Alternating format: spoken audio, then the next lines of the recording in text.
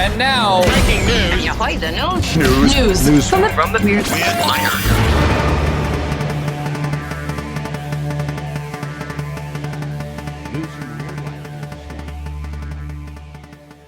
It's jump rope man to the rescue.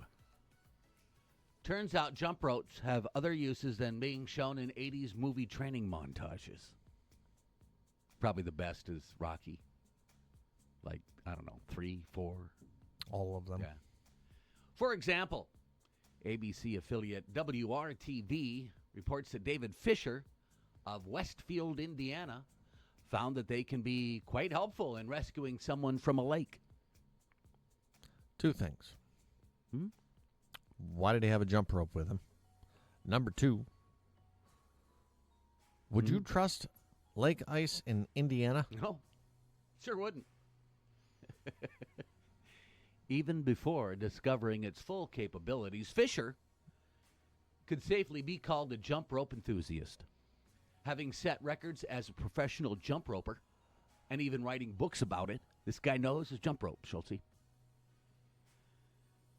Fast forward to a day in December when a neighbor fell through the ice and into the water while trying to chase his dog.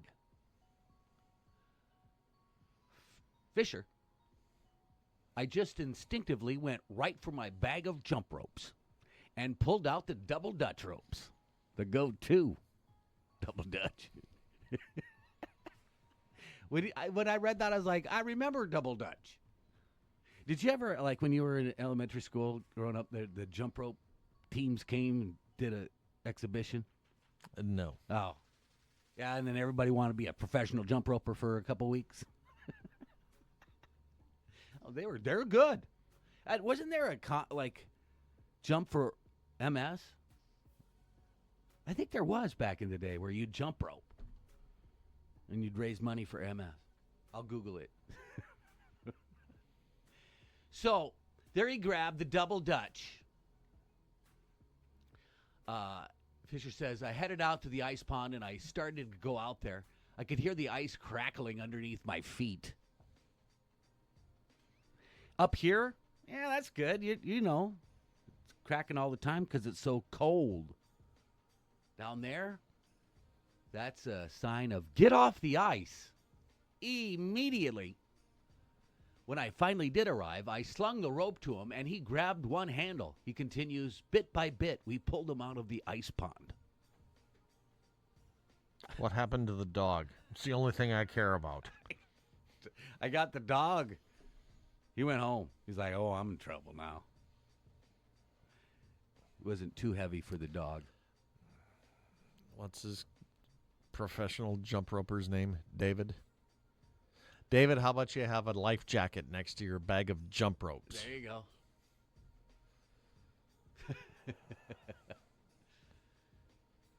I'm glad other countries, we only hear about our countries and the Russians and the Chinese going to space. Polish astronaut is taking a true space oddity into the final frontier, as reported by Poland's TVP. I don't know, Sławosz Uznański-Wiśniewski. Sure. Yeah? You want to take a stab at that one? No. He could never take an Iowa Basics test. Because I don't think there's a lot of vowels. I don't think there's enough boxes. That is a long name. We'll call him Slaw. Let's call him Slaw. Are you cool with that? Sure. Is packing a pierogi on his trip to the International Space Station this spring. The dumpling will make the voyage into space thanks to a freeze-drying technique developed by a family business in Poland. They're all happy about that. Got a Polish pierogi and a Polish company freeze-dried it. We worked for several weeks, and the company mastered the process. Astronaut says, I can say that for the first time we'll be taking Polish pierogi into space. Thank goodness. I thought it was all like, I don't know. Tang? Well, no, the food was like kind of like those ices where you just kind of it's a tube. It's like they don't eat meals up there, do they? Evidently, I guess I thought it would be all mushed into a little bag and then you squeeze it out. Staw over there, he's going to make some pierogies for his counterparts. Now, I will ask a similar but slightly different question than the first story. Yeah. Would you trust a Polish spaceship? I don't know that I would. Don't you think they bought some of our used ones? I'm not going to space with our rejects. Second thing. Where's Saturn 7? Oh, we sold it to Poland. They wanted to head up space station. Poland. Just take your pierogi outside. It's going to freeze dry. Ah, true. Does it really take this company weeks to master this technique? Take it outside. Hey, they're serious about that. I mean, is that where pierogies came from? Yes. Poland? I mean, so, I don't know what we are. Cheeseburger? We're pretty, what did we invent? Mac and cheese? Powdered Tang version. We created all the terrible astronaut food. No wonder they come back so skinny. Well, I guess they don't allow. I mean, I've never seen a bigger person. Have you? Not going anywhere near that statement. I think they have to have certain weight and health, don't they? To go into space. I mean, how? Well, do you really? I know I wouldn't pass. That's what I'm saying. Do you really want your morning ritual up in a space station? No. So I wouldn't be eating a bunch of cheeseburgers either.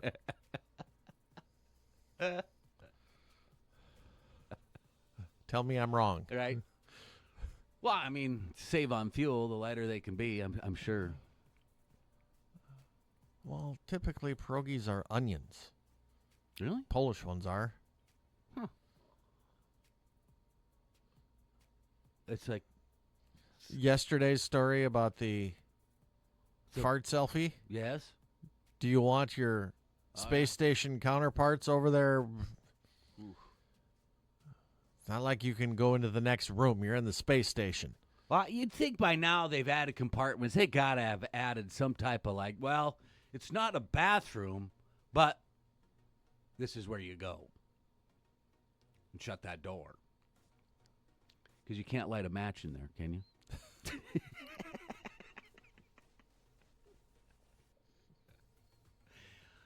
A family that had to evacuate their house due to the Los Angeles fires returned to find a very large, furry surprise waiting for them. I suppose. Right? They had nowhere to go.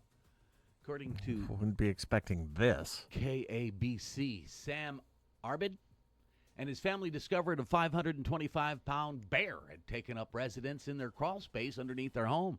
I mean, that's a safe spot for them. Fire away from the fire. Can't blame him. The animal was actually already a fixture of the Arbids. Altidend. I don't know. Their neighborhood. Yeah. Had been named Barry by residents. They named the bear Barry. Well, perhaps Real original. not the most creative name. Barry was creative in using the Arbids' home as a shelter as he waited out the flames of the Eaton fire. They're not dumb. Barry. They should have not, like Barry. Bear or no bear, the Arbids are just happy that their home had survived the devastation. Still, they called in the California Department of Fish and Wildlife, which got Barry to safety. Now he's somewhere where he can smell and see the fires again, I'm sure. Can you imagine you're a He'll bear? be back. Can you imagine you're a 500-pound bear in California? He likes that neighborhood. He's going to come back. Right? And is that a average bear? 500 pounds, still pretty big. Pretty big bear. So there To could be fitting under a crawl space. Yeah, he was all good. So is it safe to say that Los Angeles, California bears, it's just hard to believe. I would assume they're in the suburbs, obviously. Don't they hibernate? Why would you hibernate in California? That's what I'm saying. Only some bears hibernate then. Up north bears. Talk about a tough place to be a bear. Got to be bear all year long. Evidently, urban sprawl isn't as bad as we thought.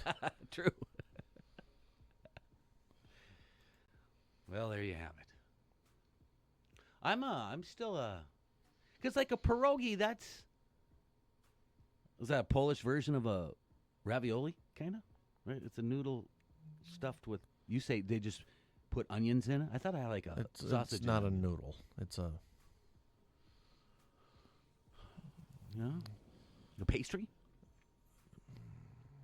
Well, now I forget which one is the food and which one is the... Pasty's the food, correct? Oh, yeah. It's like that, but smaller. You can buy them in the frozen section of your favorite store. Well, a dumpling, so it's like a typically, dough. they're typically like Totino's pizza roll sized. Yeah, pierogi are dumplings made from unleavened dough and filled with a variety of ingredients. Main ingredients for the dough are flour, eggs, and water. The filling can be savory or sweet and can include meat, vegetables, or fruit. People put mashed potato, cheese, braised shredded beef, cabbage, fruit, kraut, mushrooms, and quark. You ever heard of quark? I'm not eating it, whatever it is. Pierogies are boiled until soft and sometimes fried in butter. They are often served with sour cream, fried onions, or both.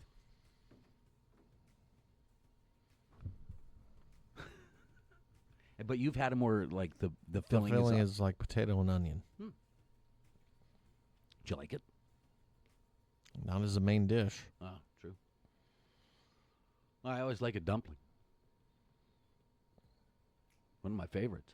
It's like a noodle. Like, right? What do noodles have? Same ingredients? More egg. Ah, gotcha. Now I'm hungry for pierogies. Or a ravioli. Or a sandwich. That's news from the Weird Wire.